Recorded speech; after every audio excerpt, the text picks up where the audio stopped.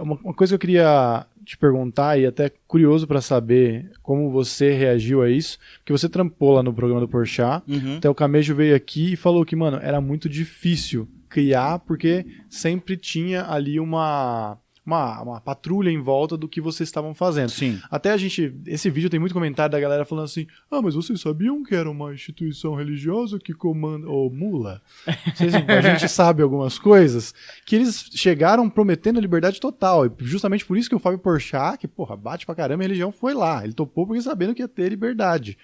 Você sentia que era mais difícil lá?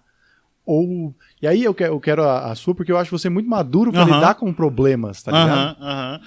Cara, se eu falar que era fácil, eu vou estar mentindo pra você.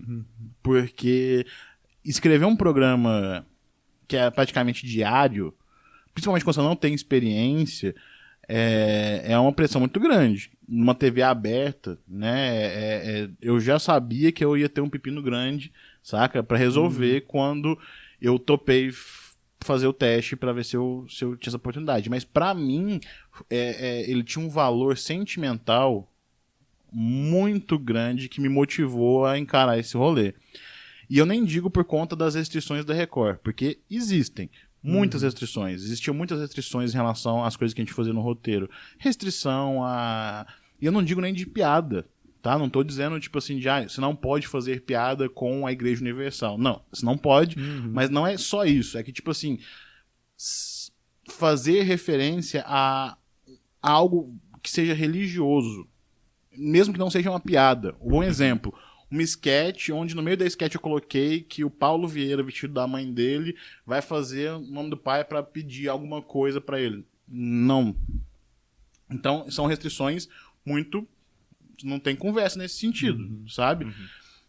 Mas, ao mesmo tempo, eu trabalhei com uma equipe que me ajudou muito. E aí que entra o valor sentimental do rolê. Porque foi esse trampo no programa do Porchat que me possibilitou ter a oportunidade, pela primeira vez, me estabilizar morando em São Paulo. E eu não acho que esse seja o único caminho para você conseguir algo na sua carreira, mas quando você tem um trampo que vai te dar uma segurança financeira e vai te possibilitar que você esteja aqui trampando, pô, isso é uma chance muito legal para quem quer trabalhar com comédia, porque aqui tem muito show, muita coisa acontece, muita gravação, muito contato, e morar aqui faz com que eu possa gravar mais vídeo, faz com que eu possa me desenvolver mais, faz com que eu faça mais shows do que eu fazia quando eu morava em Minas. Então tudo isso estava pesando muito na minha cabeça, que eu pensava, tipo assim, se eu conseguir ter esse suporte financeiro, essa experiência que o programa do Porchat vai me dar enquanto eu estiver trabalhando aqui, eu vou conseguir ter condições de fazer o meu sonho, que é viver como comediante. E foi isso que aconteceu com o passar do tempo. Mas eu não tinha experiência nenhuma, então eu tinha muito medo de não me adaptar. Entende? Porque uma coisa é eu escrever coisas, trabalhos pequenos. Eu já sempre... O Camejo, por exemplo, sempre me abriu espaço para eu fazer trabalho de roteiro com ele, mesmo quando eu era menor de idade. Ele sempre foi muito, muito legal comigo nesse sentido, sempre me deu muito espaço nesse sentido. Só que uma coisa é você chegar no ambiente de um programa de TV aberta, onde o resto da equipe de roteiro toda é uma equipe de roteiristas de televisão. São pessoas que trabalham com isso é o ganha-pão dessas pessoas há muito tempo. São pessoas que sabem fazer isso direito, que sabem as técnicas por trás disso, que sabem como fazer isso de olho fechado. E eu nunca tinha sentado numa sala de roteiro, eu não sabia como funcionava isso, eu não sabia como eu teria que me portar. Então eu fui com a cabeça, tipo assim, eu fiz o teste, passei e me chamaram. Falaram, porra, vai acontecer, vai rolar. A princípio, eu fui contratado como roteirista júnior. Então, assim, eu ia escrever piadas para um monólogo, eu ia escrever piadas para, por exemplo, ter uma ação com um convidado. Sei lá, o Thiaguinho vai dar entrevista aqui e aí no jogo do Thiaguinho a gente precisa colocar piada. Eu era responsável por colocar piadas. Então, a minha função eu não tinha um peso de escrever o programa inteiro. Sim. Então, essas coisas me deram uma sugestão, tipo assim, beleza, pô, escrever piada é uma coisa que eu sempre fiz, eu só vou ter que me adaptar pro formato no qual eu vou estar escrevendo piada. Juntou isso com o fato de que a equipe me deu uma assistência, um suporte muito maneiro de explicar as coisas, saca? O formato certo é esse aqui. Centraliza a fonte X desse jeito aqui. Isso aqui você coloca nessa pasta e faz desse jeito. Toma isso aqui de exemplo para você ler um que é do mesmo quadro, para você usar como base para quando você for escrever o seu. E isso tudo é igual andar de bicicleta. Você tem a base, você tem o suporte das coisas que vão te deixar mais seguro. Com o tempo, conforme você vai escrevendo, você vai pegando um jeito de lidar com essa situação. Agora, mano,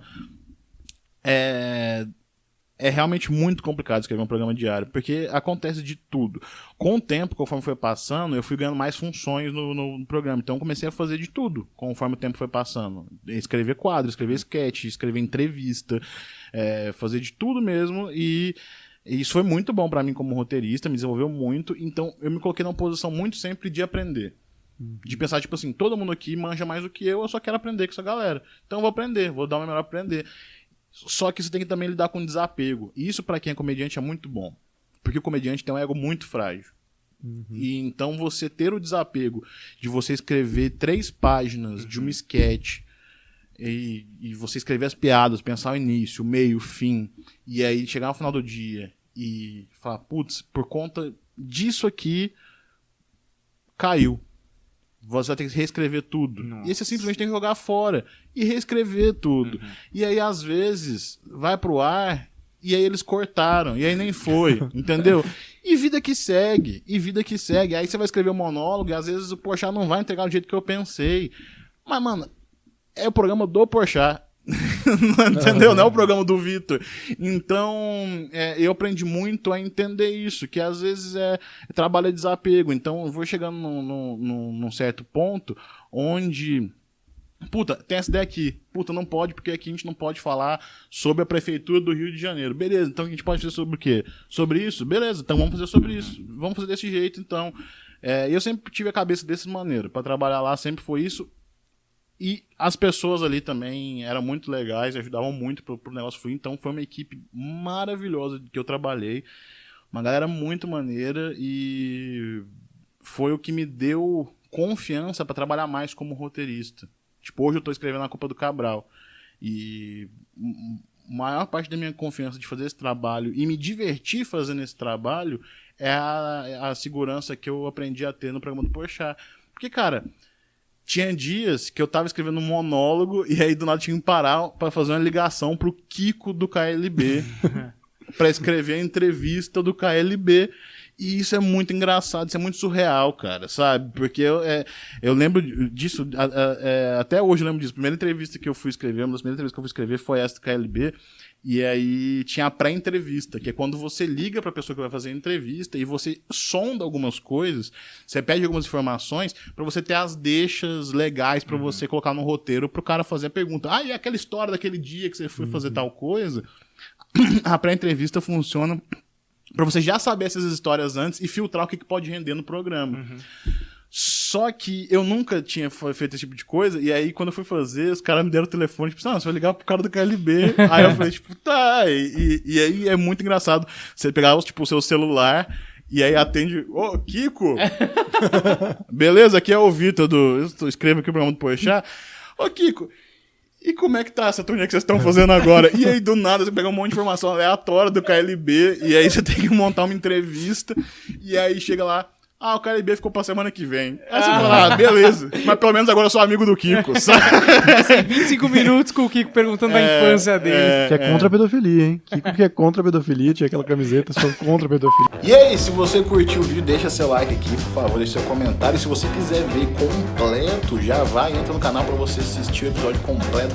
Se inscreve aqui no Planeta Podcast, que é muito da hora, beleza?